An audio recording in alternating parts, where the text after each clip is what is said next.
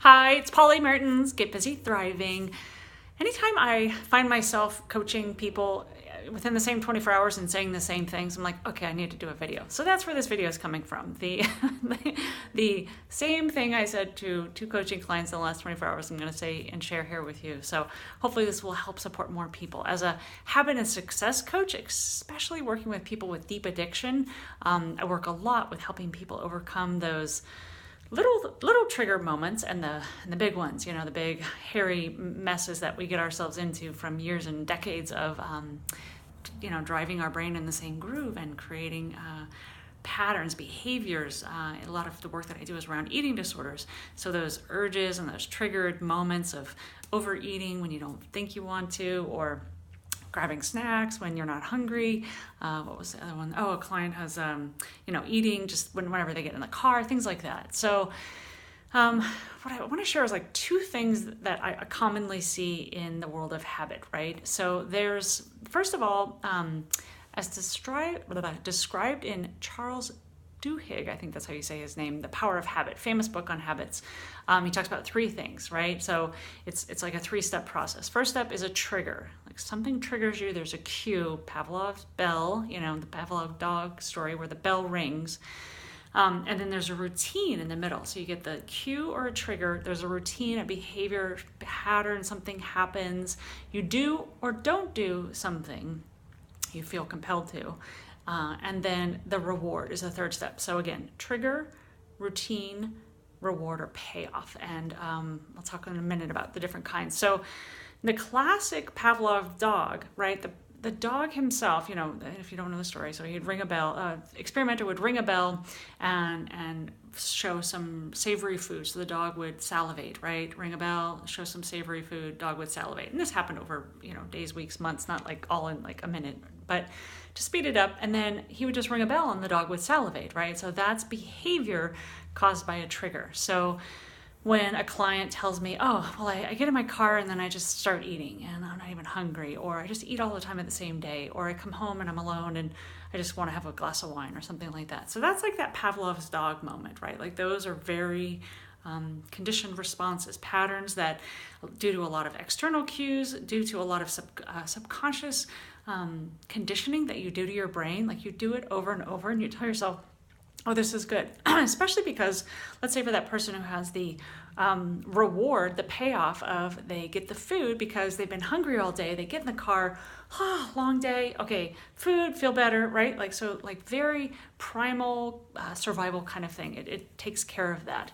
And in the case of, I want to talk more about, so there's lots of ones that probably looks like in your life, right? And they're good. Like we have habits all over the place that serve us, driving to work, we know the same routine every day, boom, boom, like those, they serve us. And then there's ones that aren't serving us, right? Like we accidentally sometimes condition those things based on, like I said, this client, for example, has long work hours, gets in the car in the afternoon. So the act of getting in the car, the trigger of I'm in the car, oh, it must be time to eat. Right, that's what the brain is making up, right? So it goes, oh, it reminds you that, hey, there's food in your bag, right?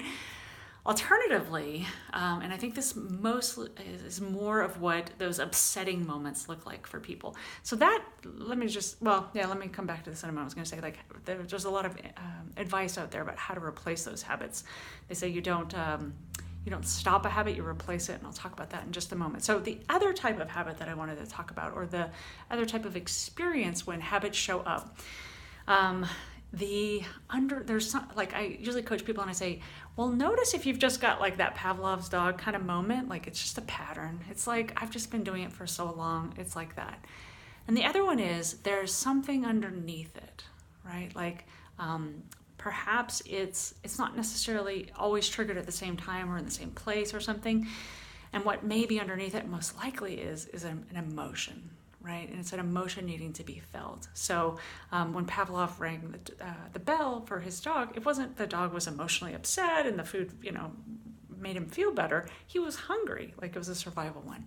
But the other ones are these like emotional needs. And we can condition ourselves to solve those emotional problems very similarly to the routine one, right? So, for example, let's say so this was showing up for me. So I was catching myself yesterday, like, It was, kind of later in the afternoon. I was, later done kind of working, but I was still working where I was like, oh, there's some things I'm excited about I want to complete before the end of the day. And my mind was like, oh, but it's like 5 o'clock. You could have a glass of wine, and it kept saying, I'm like, no, I don't want a glass of wine. I want to finish this work or whatever.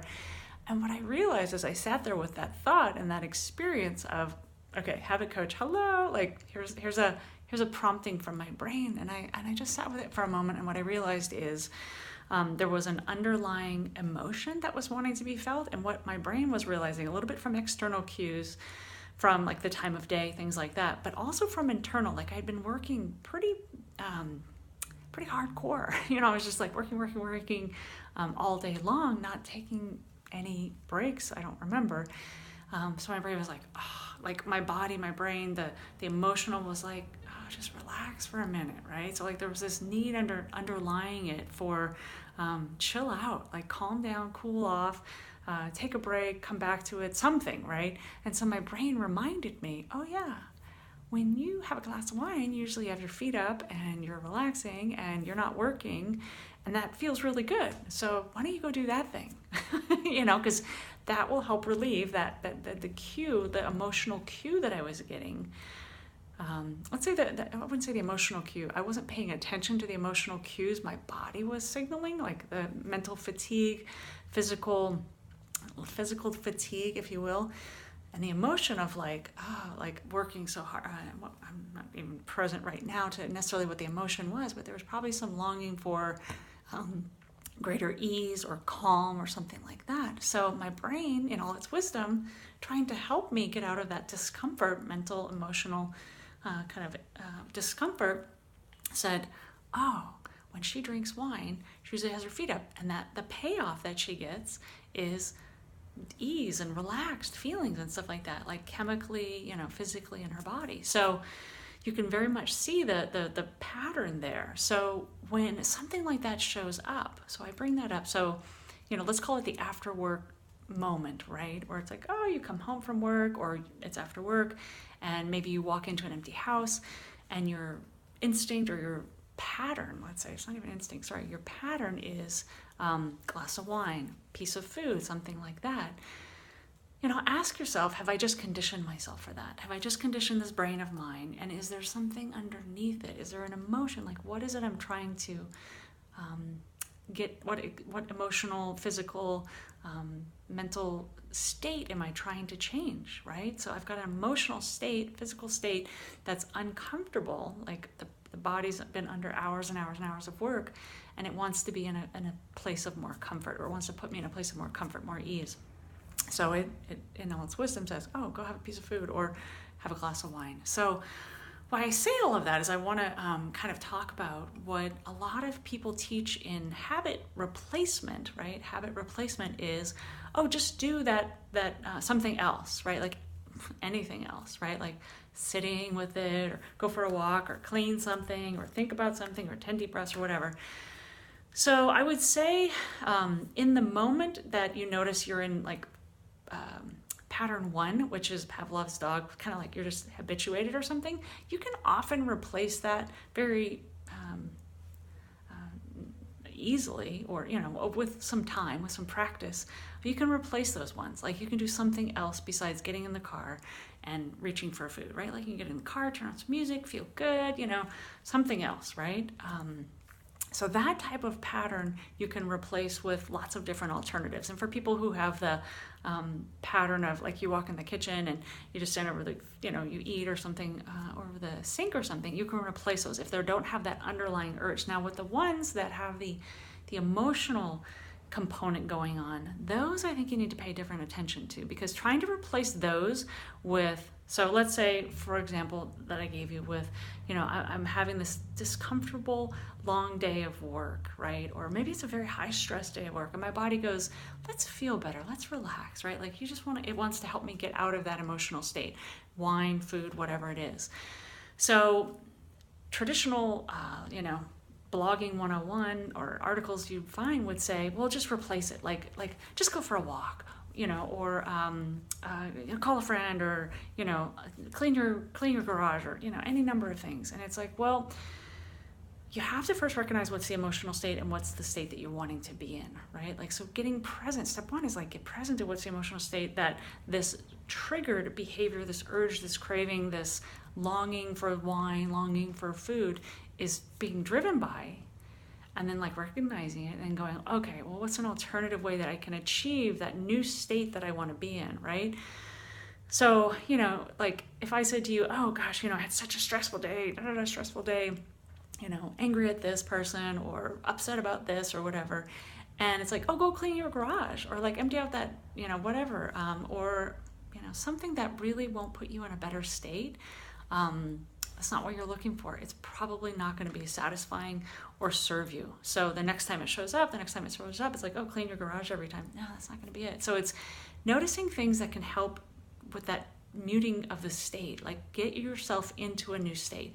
And some of it is simply story. It's like the story going on in your mind is creating the malintended state. Like the things that you're saying about what you're focusing on, that's the best way, to start slowing the momentum of that state, right? So, sometimes we get triggered and we get like super fired up and it's like, angry, or you've had a full day of work and you're emotionally, physically, exhausted, whatever. Can you in that moment call upon all of your mental capacity, sometimes not so much, to work through a new story? It's like, well, things will be okay, or I don't have to think about this right now, or I just, so like finding something that would be the alternative. So sometimes for some people, and it's looking at what that starting emotional state is and like looking at what your after is. And I don't mean doing this, what I'm suggesting in the moment, because that's probably too late. Like you're probably like, so I'm trying to like pre-think some of this, like think about this before the next time it happens. Like, oh, okay, I catch myself oftentimes when I'm lonely or I'm angry or I'm bored or tired, or overwhelmed. Like these are the emotional states that I often play in, that behavior, that routine that I don't like shows up. Okay, well, what do I often want to get? What's the state that I'm seeking out of that, right? And some of it is like, you need to just be with it. Like some of it just needs to be freaking felt. Like I'm angry, right? Or I'm overwhelmed. All right, what's causing, just like maybe just a moment to be with that, right? So it's not like always finding something that gets you out of it, like avoidance, because that's largely, avoiding those emotions, especially pushing them down. It's probably just creating more tension in the body, more angst later on. But if you do find it's like, oh, I've got this, like I just want to feel like, in the case of feeling relaxed, it's like, well, from tension from working all day and all this stuff, go. Well, what else could I do to achieve the relaxing, right? Sometimes like going for a walk is that, right? Especially things that bring oxygen into your body, that bring movement, because emotions motion creates emotion, right? So if you find yourself, lethargic and exhausted and you just want to like plop down on the couch, well, plopping on the couch may lead you to wanting to have that glass of wine or that piece of chocolate